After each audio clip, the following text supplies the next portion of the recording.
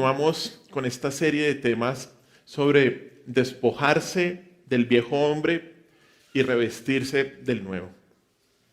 Ya hemos visto durante 3 domingos lo que significa despojarse.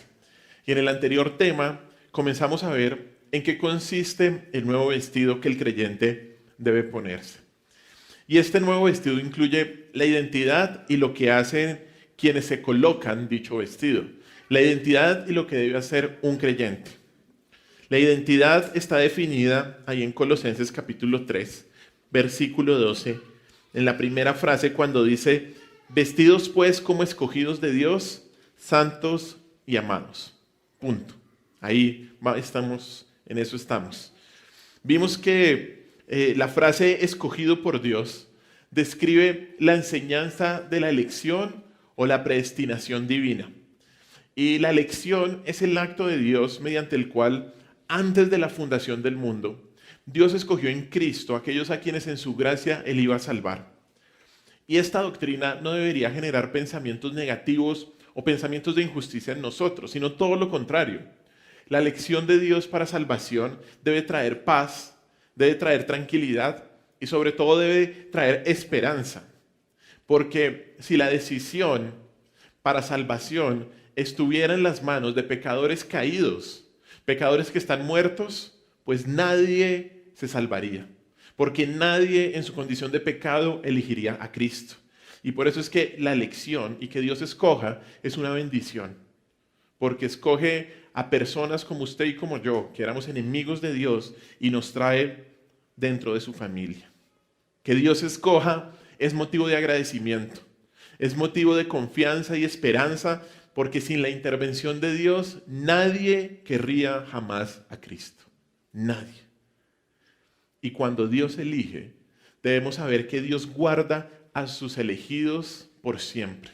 Los guarda para llevarlos al cielo, porque el poder para preservar de un creyente no está en él, para estar firme en la fe no está en él, sino que el poder para ser preservados hasta llegar al cielo está ¿en quién?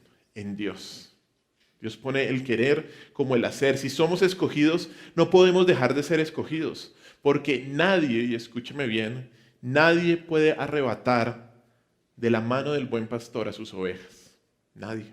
Estamos seguros en las manos de nuestro Dios. Y aunque el creyente pueda pasar por momentos difíciles, por momentos de prueba, por momentos de tentación, como Pedro, como David, el verdadero creyente no cae definitivamente. El verdadero creyente se levanta. Y por eso se levanta, porque persevera, porque Dios lo hace perseverar. Eso fue lo primero que vimos hace 8 días sobre el nuevo vestido. Este ser escogido, y como dice ahí en Colosenses capítulo 3, versículo 12, involucra ser santos y amados. Dice ahí, una vez más lo leo: vestidos pues como escogidos de Dios, santos y amados. Ser santo y amado, de hecho, es el resultado de ser escogido por Dios.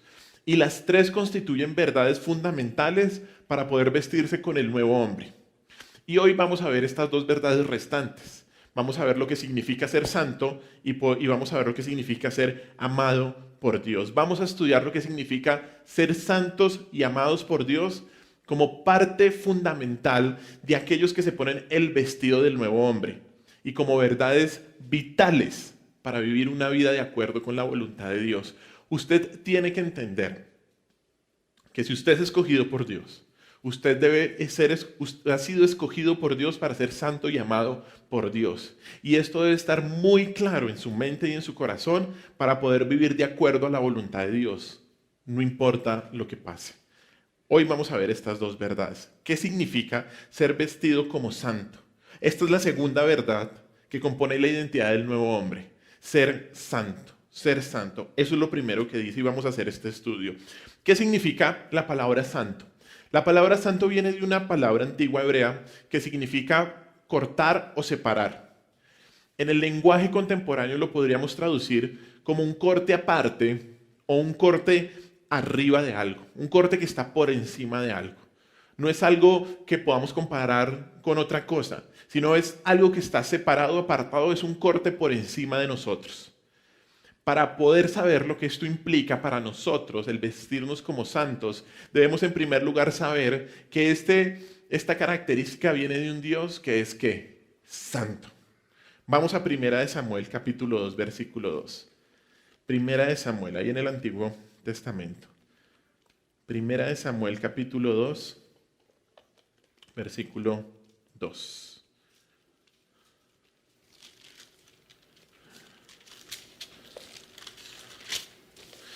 Dice así en el cántico de Ana, después de que el Señor le concedió un hijo. Dice 1 Samuel 2:2, no hay santo como Jehová, porque no hay ninguno fuera de ti, y no hay refugio como el Dios nuestro. Esas primeras frases nos empiezan a dar una idea de lo que es la santidad de Dios. Dice, no hay santo como Jehová, no hay alguien que esté tan apartado como lo está Dios. No hay ninguno fuera de ti, no hay nadie. Solo Dios es el único Dios verdadero. Dios es santo, Dios es apartado. Y entender la santidad de Dios no nos va a llevar un tema. Sería ridículo pensar que vamos a entender totalmente este concepto con un solo tema. De hecho, tampoco nos va a llevar varios temas. Entender la santidad de Dios, ¿sabe qué? ¿Cuánto vamos a durar entendiendo la santidad de Dios? La eternidad. La eternidad. Uno de los pasajes donde podemos aprender acerca de la santidad de Dios es Isaías capítulo 6. Acompáñenme ahí, por favor. Isaías capítulo 6, versículos del 1 al 7. Isaías capítulo 6, del 1 al 7.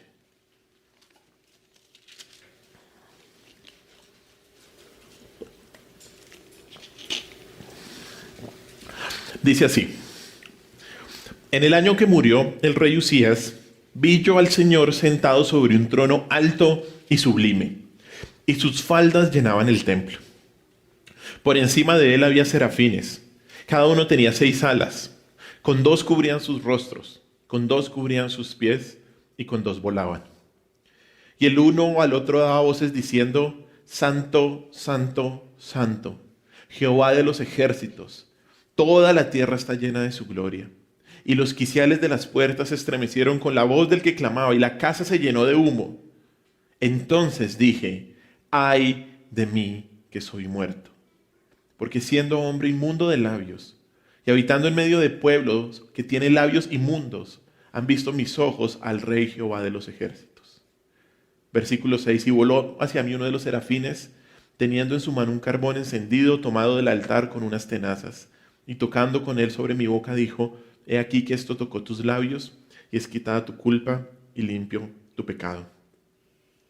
Este es uno de los textos que más nos enseñan o que más describen lo que significa la santidad de Dios. Y quiero decir que una parte de este estudio que vamos a mirar en estos momentos viene de un libro excelente, que si se lo puede conseguir, consígalo, que se llama La Santidad de Dios, de R.C. Sproul. La Santidad de Dios, de R.C. Sproul.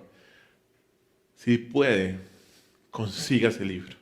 Es muy importante conocer a Dios, porque solo conociendo a Dios vamos a saber quiénes somos nosotros. Y esto es un poco lo que está aquí mostrando Isaías. Aquí vemos en estos textos de Isaías una visión de Isaías en un momento de crisis de la nación. El versículo 1 dice que Usías había muerto. Y Usías había sido un buen rey. Pero él había muerto y había una crisis nacional en ese momento. Usías había muerto, pero los ojos del profeta, los ojos de Isaías, vieron al verdadero rey de la nación. Él vio a Dios sentado sobre el trono como el soberano. El rey terrenal había muerto, pero el rey celestial seguía ¿qué? Impasible en su trono, gobernando absolutamente todo. En el versículo 2, el profeta ve estos seres que la Biblia los llama serafines. Y uno piensa, bueno, ¿por qué tienen 6 alas? ¿Por qué no tienen solamente 2? Y en primer lugar, estos no son seres humanos pecadores con corazones impuros. Estos son seres angelicales. Y a pesar de su elevada posición, tienen que cubrir sus ojos para no ver directamente el rostro de Dios. Por eso es el primer par de alas. para no ver el rostro de Dios directamente. En Éxodo 33, recuerda que el Señor le dijo a Moisés, no me verá hombre, ¿y qué? Y vivirá. Y vivirá. Dios es muy santo para que una persona lo pueda ver y quedar vivo. Y por eso los serafines están mostrando esto. Con sus dos alas, con sus primeras dos alas, cubren sus ojos. Pero luego de eso vemos ahí en el texto que estos serafines tienen un segundo par de alas con el cual cubren ¿qué? Sus pies. ¿Por qué? Porque estaban ante un Dios santo. Y aquí volvemos a acordarnos de cuando el Señor se le presentó a Moisés en una zarza ardiendo y qué fue lo que le dijo. Quítate tus sandalias, porque el lugar que pisas santo es. Quitarse las sandalias era un medio por el cual Moisés reconocía que era de la tierra, que era terrenal, que era criatura. Usted se preguntará, bueno, pero los serafines no son de la tierra. Y siendo ángeles son espirituales.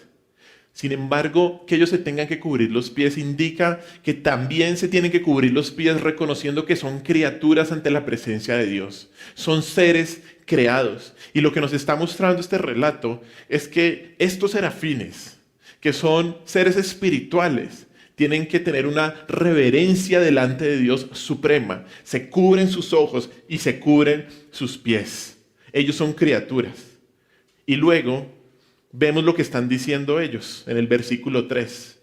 Dice ahí el versículo 3, y el uno al otro daba voces diciendo, Santo, Santo, Santo, Jehová de los ejércitos. Toda la tierra está llena de su gloria. Este canto es básicamente la repetición de una sola palabra, y es santo. El lenguaje hebreo usualmente utiliza la repetición para enfatizar algo que quiere enseñar a su audiencia. Recuerda cuando el Señor Jesús enseñaba y decía que de cierto os digo. Él estaba buscando que la gente entendiera que lo que estaba diciendo, lo que iba a decir era muy importante. Y usualmente en la Biblia usted ve que los conceptos muy importantes se repiten 2 veces. Pero cuando algo se hace hasta el tercer punto, nos está mostrando un grado de extrema importancia, un grado superlativo. Que se repita 3 veces la palabra santo señala la importancia de este atributo. Pero además, lo que nos está mostrando es que todo en Dios es santo.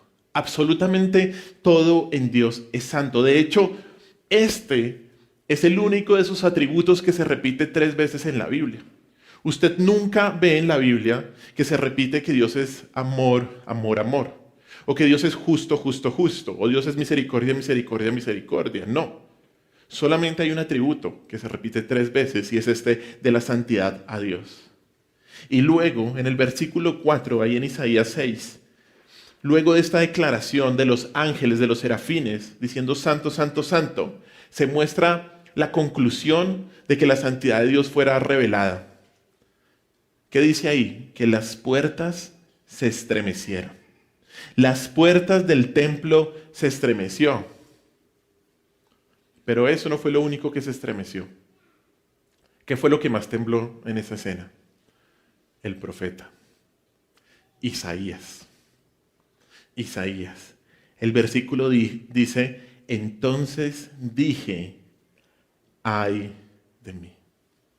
Cuando usted encuentra esta expresión, ay, y a veces usualmente usted la ve en los escritos de los profetas, dicen los ayes. Es cuando están declarando que juicio sobre una ciudad, ay de Egipto, ay de Edom, que no recibió al Señor, ay de. ¿Qué está haciendo aquí el profeta? ¿Ay de quién? De mí. Ay de mí. ¿Qué está diciendo aquí el profeta? Está describiendo un juicio de Dios sobre sí mismo. Está describiendo, de hecho, una maldición, porque cuando se pronunciaban estos en las escrituras proféticas, usted veía, maldito es este, una maldición de parte de Dios, ay de esta ciudad. Y lo que está haciendo aquí el profeta es pronunciar juicio sobre sí mismo. Y esto nos debe ampliar el significado de la santidad de Dios. ¿Sabe por qué? Porque Isaías era un profeta. Isaías no era cualquier persona dentro del pueblo de Dios. Era un hombre de integridad. Era considerado como el hombre más recto de la nación. Y en ese momento, al ver la santidad de Dios, él que dice, ay de mí. Maldito soy yo, porque mis ojos han visto ¿a quién? Al Santo de Dios. Maldito. Ay de mí. ¿Era malo Isaías? No. Podríamos decir, sin lugar a dudas, era mucho mejor que cada uno de nosotros, moralmente hablando. Un hombre obediente, un hombre apartado para Dios. ¿Y qué dice él? Un hombre recto cuando ve al Señor Santo. Ay de mí. Cuando tuvo la visión del Dios Santo, en ese instante se midió con la norma suprema de santidad, con la norma suprema de pureza. Él fue deshecho moral y espiritualmente estaba devastado. Él entendió que Dios es absolutamente puro y dijo, ¿soy hombre de qué? De labios inmundos. ¿Y eso qué significa? Lo hemos visto en los últimos o en las últimas predicaciones. Cuando él dice que es hombre de labios inmundos, significa que su corazón es inmundo, que su corazón está lleno de pecado, porque sus palabras es solamente una expresión ¿de qué? De lo que hay en su corazón. Y en ese momento, Isaías tuvo un entendimiento nuevo y un entendimiento radical del pecado y cómo éste invadía absolutamente todo su ser. Contrario a lo que sucede con nosotros, que Dios poco a poco nos va mostrando el pecado en nuestra vida, en este momento a Isaías se le mostró toda su corrupción. Toda su corrupción, cómo su corazón estaba corrupto. Y esto fue un resultado normal ¿de qué? De haber visto la santidad de Dios, de haber visto a Dios en su trono, a los serafines cantando santo, santo, santo. Él entendió quién era Dios y entendió quién era Él. Y entendió que si no hubiera sido por la misericordia de Dios, Él hubiera sido muerto en ese mismo instante. Muerto, acabado, fulminantemente. Fulminantemente. El texto también nos dice eso, que gracias a la misericordia del Señor, en el versículo 6 y 7, el Señor manda a uno de los serafines con un carbón encendido para limpiar la vida del profeta. ¿Qué nos muestra toda esta historia? Todo esto nos muestra que la santidad de Dios es más que separación, mucho más que separación. Su santidad también es, como R.C. Sproul lo denomina, trascendencia. Trascendencia. Trascender es elevarse sobre algo, es ir por encima y es ir más allá de cierto límite. Eso es trascender. Y cuando hablamos de la trascendencia de Dios, estamos hablando acerca del sentido por el cual Dios está por encima y mucho más allá de nosotros. La trascendencia describe la suprema pureza y la absoluta grandeza de nuestro Dios. La trascendencia de Dios apunta hacia la infinita distancia que lo separa a Él de toda criatura. Comparar a Dios con algo es, perdóneme la expresión, es tonto. Porque Dios es santo, santo, santo.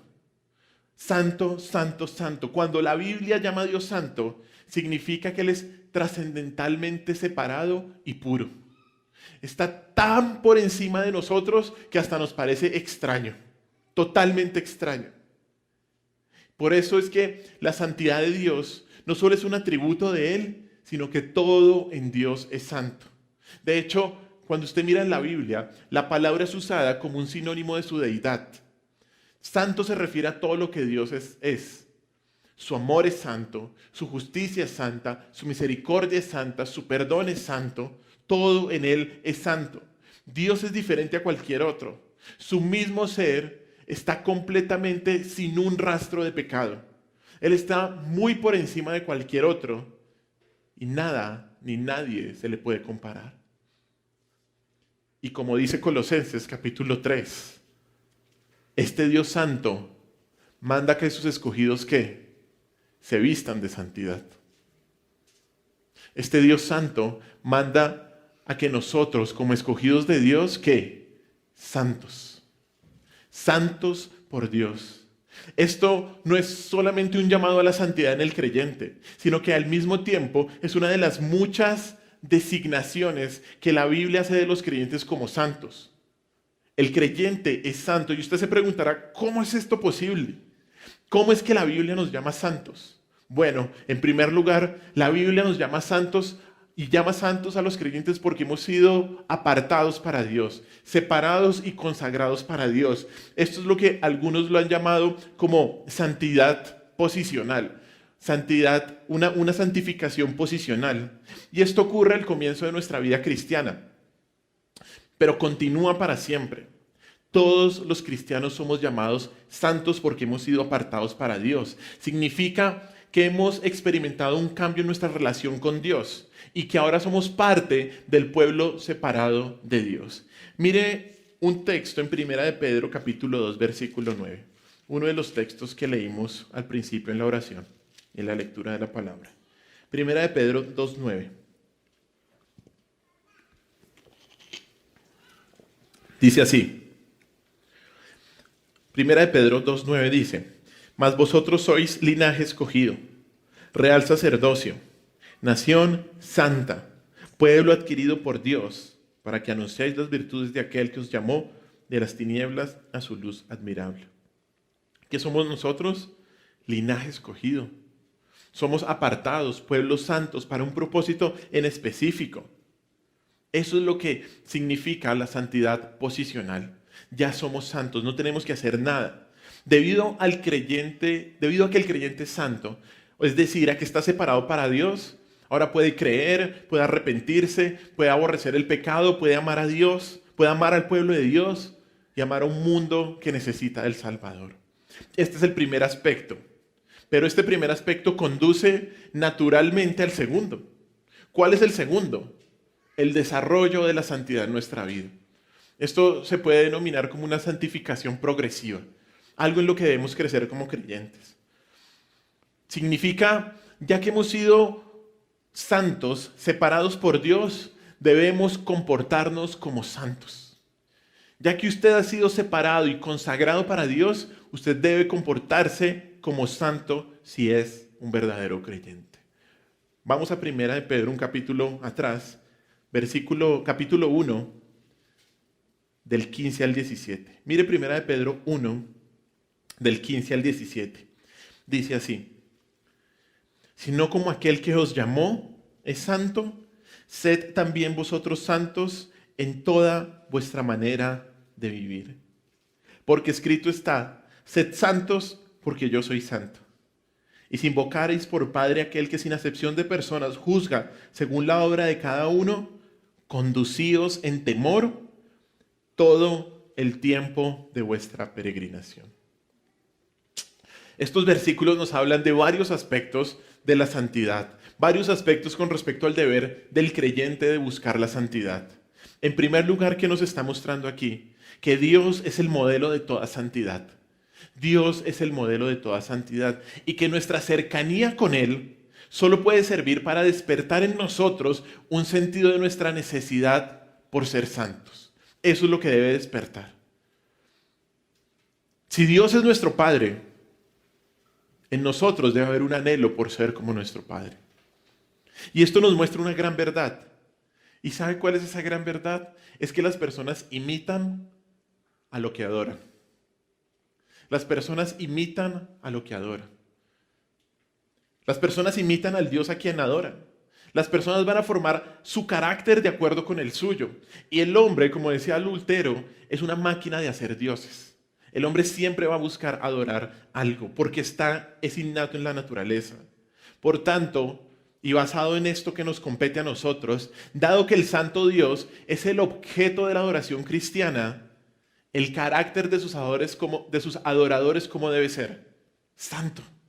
Dado que Dios es santo, es natural que nosotros debamos ser santos. Sin embargo, y tristemente, algunos piensan que se puede agregar a Dios a sus vidas con poco o ningún cambio necesario de nuestra parte. Algunas personas ven a Dios, ven a la iglesia como un añadido a sus vidas, pero no han entendido que si realmente son creyentes, deben ser santos en toda la manera de vivir.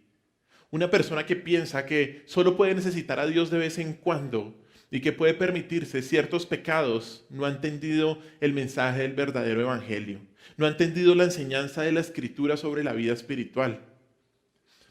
Arrepentirse significa cambiar no solo nuestro pensamiento, no. Arrepentirse significa cambiar también nuestras acciones. Cuando somos salvos de nuestros deseos y de nuestras prácticas pecaminosas. Y somos llamados a vivir una vida santa, una vida de santidad. Cuando los creyentes no actuamos de forma diferente al mundo, escúcheme bien, arruinamos el propósito del llamado de Dios.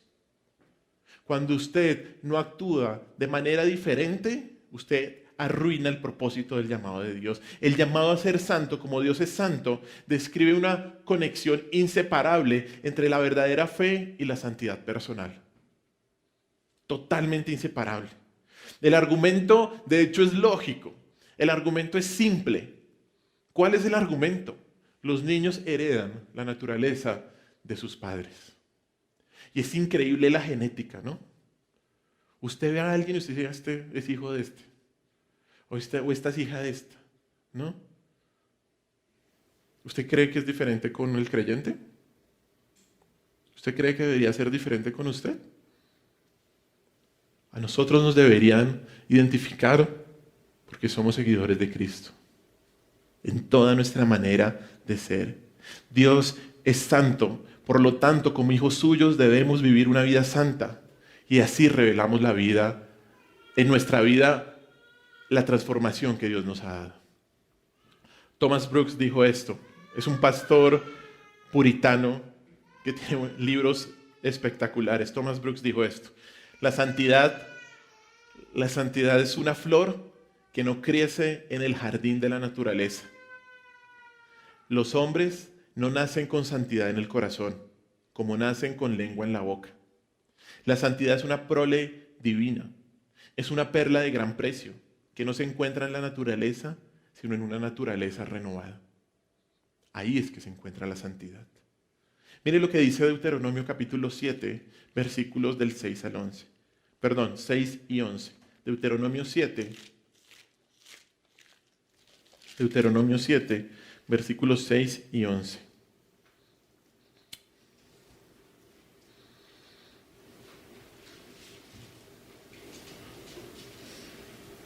De hecho, leámoslo todo. Leámoslo desde el 6 al 11.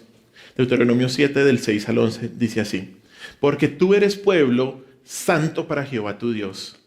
Jehová tu Dios te ha escogido para hacerle un pueblo especial, más que todos los pueblos que están sobre la tierra. Y mire lo que dice después. No por ser vosotros más que todos los pueblos, os ha querido Jehová y os ha escogido. Pues vosotros erais el más insignificante de todos los pueblos, sino por cuanto Jehová os amó y quiso guardar el juramento que juró a vuestros padres, os ha sacado Jehová con mano poderosa y os ha rescatado de servidumbre de la mano de Faraón, rey de Egipto. 9. Conoce pues que Jehová tu Dios es Dios, Dios fiel, que guarda el pacto y la misericordia a los que le aman y guardan sus mandamientos hasta 1000 generaciones, y que da el pago en persona al que le aborrece, destruyéndolo, y no se demora con el que le odia, en persona le dará el pago. Y mire el 11. Guarda, por tanto, los mandamientos, estatutos y decretos que yo te mando hoy que cumplas. No se le olvide el versículo 11, porque uno dice, y esto es lo que algunas pseudoiglesias dicen, tú eres linaje escogido, tú eres real sacerdocio, Dios te ha llamado a conquistar, pero sin ninguna prebenda, sin ninguna indicación de ser hijos de Dios. Somos santos, ¿por qué? Para guardar los mandamientos, los estatutos y los decretos que Dios nos manda. Somos santos porque debemos obedecerlo. Hermanos, el privilegio de la elección también implica un llamado a la santidad. El privilegio de la elección implica un llamado a la santidad. No viene separado. No viene uno y que de pronto yo vaya a tener un encuentro futuro. No, no, no, no, no. No. Ser vestidos como santos implica entender nuestra posición. Claro está, eso es lo que hemos estado estudiando, eso es lo que Pablo le está diciendo a los colosenses. Ustedes tienen que verse como santos, quitarse todo ese pecado, verse como santos, porque esa es su posición. Implica entender nuestra nueva posición, porque solo aquellos que han sido escogidos por Dios para ser santos, buscarán obedecerle. Buscarán obedecerle. Ser vestidos como santos no quiere decir que se pueda alcanzar la santidad perfecta mientras vivimos en este mundo, no. Pero sí quiere decir que estamos demostrando activamente que Dios está santificándonos al renunciar continuamente al pecado, al luchar continuamente con el pecado. Eso sí significa. Como dice el versículo 17, y vuelvo a 1 de Pedro capítulo 1, me llamó mucho la atención, versículo 17, capítulo 1 de 1 de Pedro, dice ahí, al final, conducidos en temor todo el tiempo de vuestra peregrinación. ¿Conducidos en qué? En temor. ¿Cuándo? Todo el tiempo. Todo el tiempo. Usted tiene que tener temor de Dios, temor de ofenderlo, temor de deshonrarlo. Usted debe luchar contra el pecado y con temor de ofender a un Dios santo. Con temor de ofender a un Dios santo. Estar vestido como santo implica luchar contra el pecado. ¿Y sabe por qué? Porque amamos a Dios y queremos darle gloria a Dios.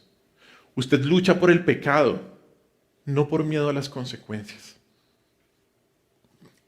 Es parte. Pero usted lucha contra el pecado porque ama a Dios, porque ama la santidad de Dios, porque busca ser como el Señor. La persona más santa, y eso fue lo que le pasó a Isaías, la persona más santa es la que está más consciente de su pecado. Es la persona que es más humilde. No permite la santidad, no permite el pecado en su vida, ayuda a otros para que salgan del pecado, pero es la persona más consciente de su propio pecado. Una última cita para terminar este punto. Oswald Chambers, otro pastor, dijo, el fin destinado al hombre, y escucha bien esto, el fin destinado al hombre no es la felicidad ni la salud, sino la santidad. El único objetivo de Dios es la producción de santos. No es una máquina eterna de bendiciones para los hombres. No vino a salvar a los hombres por lástima. Vino a salvar a los hombres porque los había creado para que fueran ¿qué? Santos. Santos. Ese es nuestro primer punto. Lo segundo.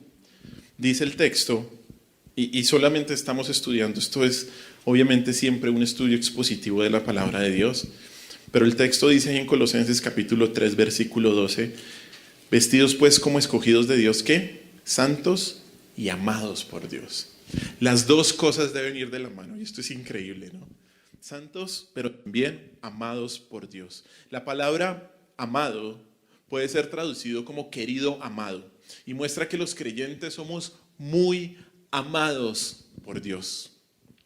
Esto nos enseña que la elección no es una doctrina ni fatalista ni impersonal. Por el contrario, se basa en su incomprensible amor por sus elegidos. Eso se trata la elección. Los escogidos son el objeto especial del amor de Dios. Y hay muchos pasajes que nos hablan del amor de Dios. Seguramente en este momento algunos vendrán a su mente, pero hay uno que quiero mirar con ustedes. Y es 1 de Juan, capítulo 3, versículo 1. 1 de Juan, capítulo 3, versículo 1. Dice así, mirad cuál amor nos ha dado el Padre para que seamos llamados hijos de Dios. Por esto el mundo no nos conoce porque no le conoció a Él.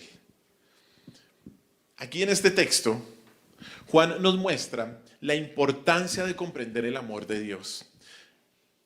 Juan abre el versículo diciendo, mirad, mirad. Y esta palabra no significa sencillamente mirar algo y ya.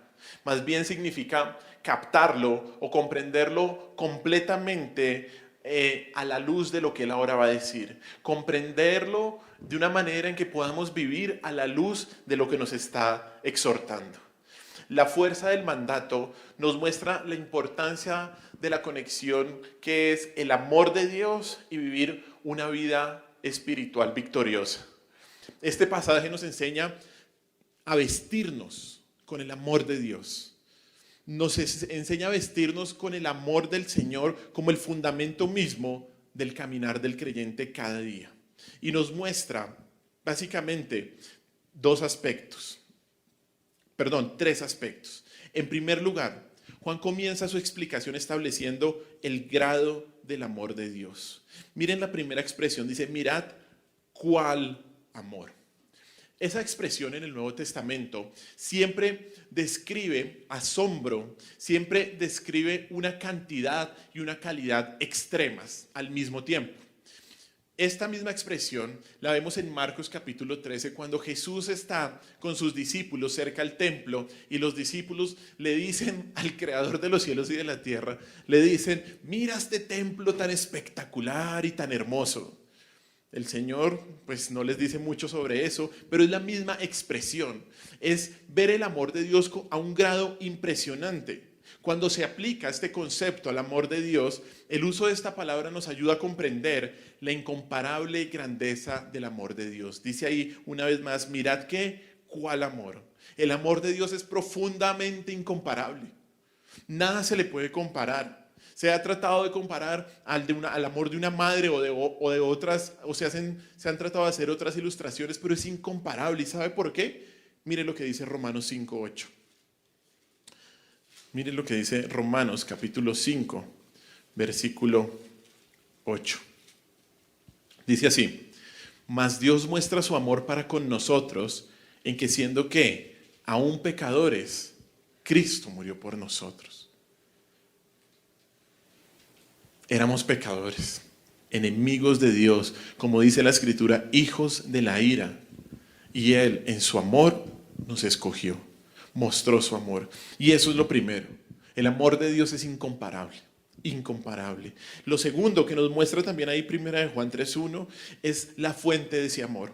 Ahí dice que el amor viene ¿de quién? Del Padre. Y esto implica propiedad. Es decir, el amor que se muestra a través de la obra de Cristo comienza con el Padre, proviene del Padre y es propiedad del Padre. Ese amor viene de Dios mismo. Es un amor que siempre busca lo mejor de aquellos hacia quienes se muestra su amor. Y es completamente desinteresado. No espera nada a cambio.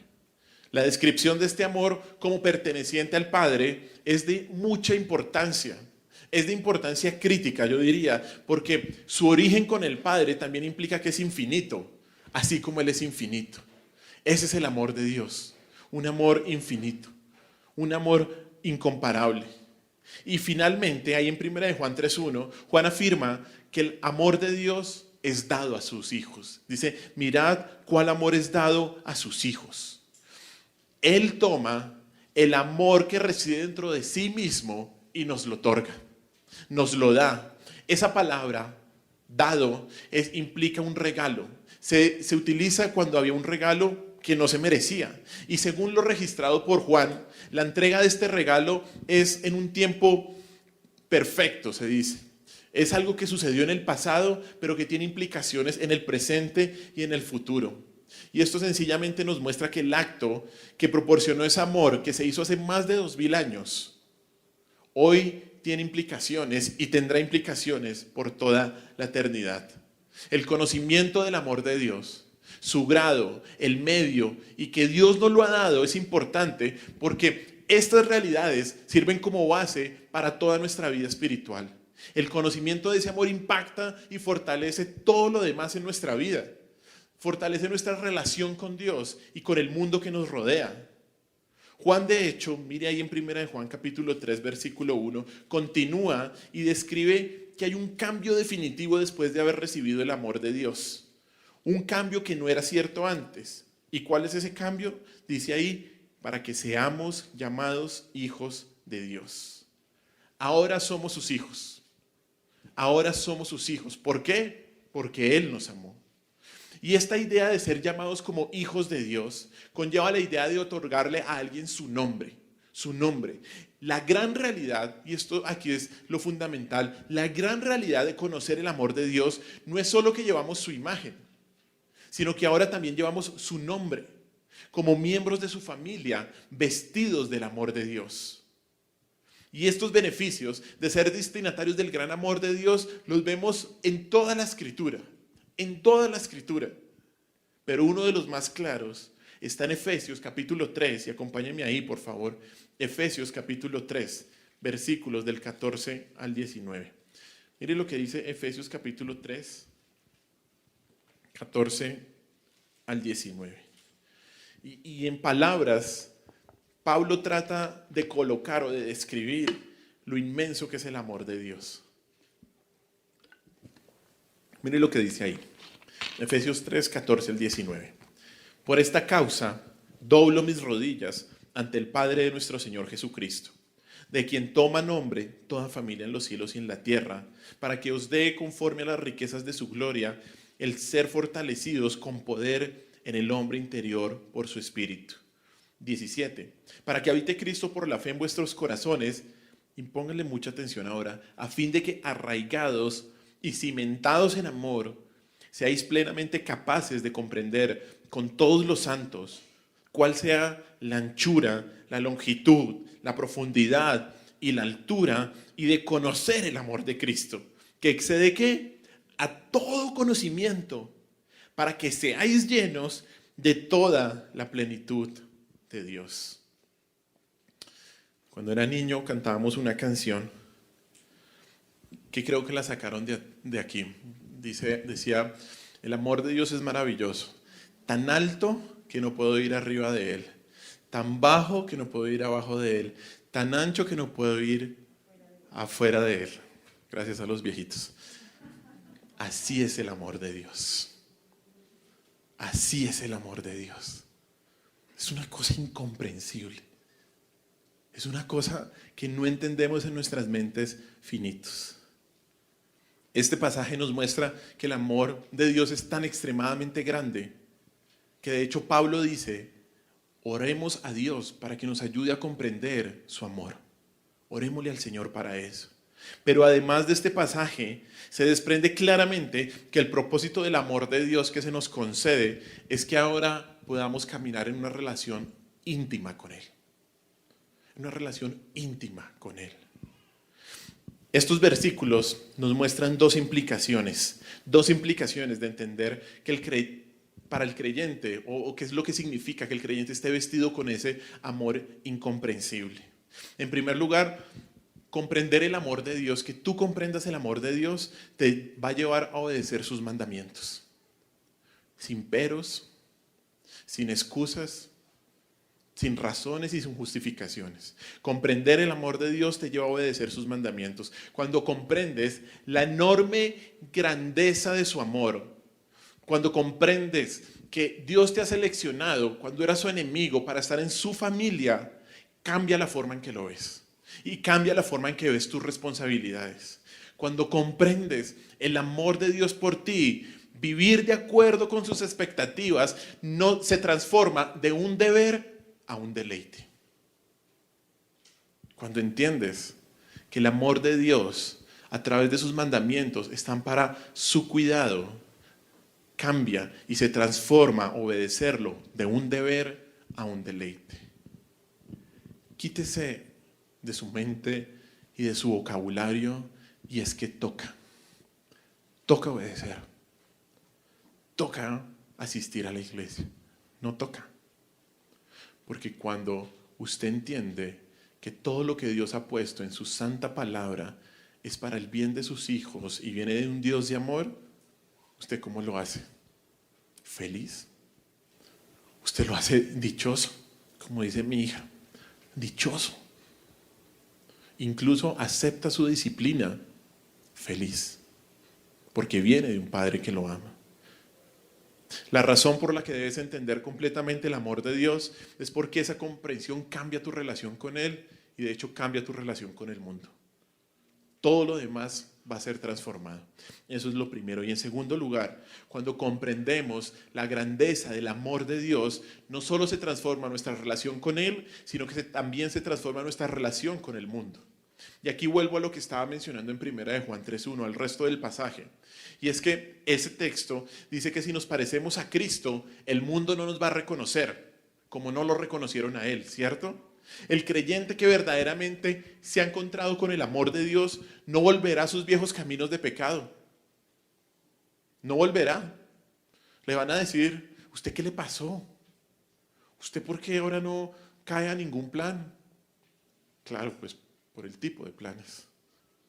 No, es verdaderamente transformado. Si realmente ha conocido el amor de Dios, entonces ha sido cambiado irreversiblemente. Irreversiblemente. ¿Y sabe qué? Esto es un proceso. Al principio le puede costar, pero al final no le cuesta. ¿Cómo le va a costar? ¿Cómo le va a costar? No, mejor me voy para la iglesia. Mejor me voy a orar. ¿No? Debería ser así, hermanos. Debería ser así.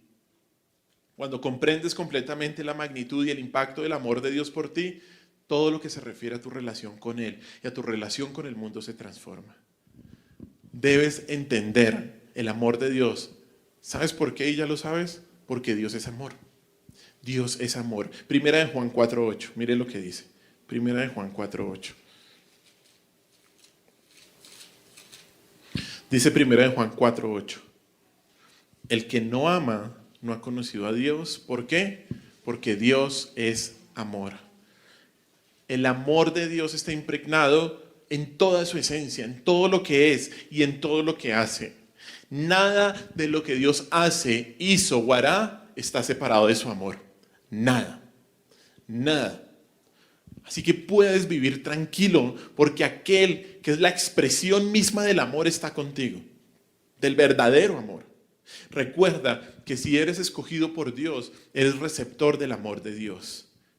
Y esto nos da esperanza. Vestirse del amor de Dios nos da esperanza. No tenemos que ver a Dios como un Dios castigador, sino más bien como ¿quién? Como nuestro Padre Celestial. En donde si lo desobedecemos, claro que nos va a disciplinar. Y qué bueno que nos discipline. Porque no nos deja a nuestro propio pecado. No nos deja a nuestro propio pecado. Vestirte del amor de Dios debe darte confianza para obedecerlo. En cualquier situación. Porque sus mandamientos y su voluntad se desprenden del amor de Dios por ti y solo traen cosas buenas. Así tú pienses que al principio es duro. Renunciar a algo, a cualquier situación, a cualquier persona, si no es la voluntad de Dios, es lo mejor para ti. Es lo mejor para ti. Vestirte del amor de Dios te fortalece para soportar las pruebas con fidelidad. Porque el Dios que te ama tiene el control de todo. Y no va a dejar que te suceda algo que al final no sea para bendición en tu vida. Debes estar fortalecido. Dios te ama. Si eres creyente, Dios te ama. Debes entenderlo. Dios te ama en tus días buenos como en tus días malos. Él te ama cuando puedes sentir su amor y te ama cuando no puedes sentir su amor. Él te ama sin importar si crees que mereces su amor. De hecho, no hay nada que puedas hacer para que Dios deje de amarte. Tampoco no hay nada que puedas hacer para que te ame más. Él te ama. Podrías intentarlo, pero simplemente no puedes hacerlo porque su amor se basa en su carácter y no en lo que haces o dejas de hacer. La respuesta de alguien que ha entendido el amor de Dios y que se viste del amor de Dios es una vida de devoción a Él. ¿Cómo no? Si Dios me ama, ¿cómo no obedecerlo? ¿Cómo no vivir para Él? Si Dios me espera en su casa, ¿cómo no hacerlo? Ese es el amor de Dios. Un amor que me lleva ¿a qué? A la santidad. Las dos cosas, hermanos. Amamos, obedecemos a Dios porque lo amamos, porque queremos ser santos como Él es santo. Esa es la identidad del cristiano. La identidad que Cristo nos ha dado está determinado ¿por qué? por saber que somos escogidos, que somos santos y amados por Dios. Si eres creyente, debes colocarte ese vestido. Mejor dicho, si eres creyente, ya tienes ese vestido y debes ser y actuar como lo que Dios te ha hecho ya. Debes hacerlo. Ser escogido, santo y amado por Dios. Qué regalos tan hermosos. Él mismo es el que nos los ha dado. Él mismo es el que nos da la fuerza para vivir de acuerdo con ese nuevo vestido. Oremos. Señor, te damos gracias por este día. Gracias por tu infinito amor y misericordia. Gracias, Señor, por todo lo que has hecho con nosotros. Señor, nos has escogido sin merecerlo, antes mereciéndonos la condenación. Y nos has hecho santos y amados por ti. Señor, ayúdanos a entender esto. Ayúdanos a estar apartados para ti, Señor. Pon de verdad en nuestro corazón un amor por la santidad. Un amor por no ofenderte en absolutamente nada. Sabemos que no lo podemos hacer en nuestras fuerzas, sino solamente por tu poder, Espíritu Santo. Te lo pedimos, Señor. Te lo pido, Padre Santo. Señor, que no negociemos con el pecado. Que nos consagremos a ti, por amor a ti, Dios, y no tanto por las consecuencias. Que andemos en temor de ti, porque nos da miedo ofenderte, no por las consecuencias, sino porque estaríamos ofendiendo a un Dios santo, santo, santo. Que cada día podamos entender que caminamos en la presencia del Dios que nos ve en todo momento, Señor. Un Dios santo, un Dios que es amor y que demanda de sus hijos vivir en santidad por amor, por temor. Te alabamos y te bendecimos, Señor, y toma esta iglesia, Señor. Toma esta iglesia, Señor, y hazla, Señor, una iglesia que se vista de santidad y de amor. Te alabamos y te bendecimos, Señor, y en tu nombre hemos orado. Amén.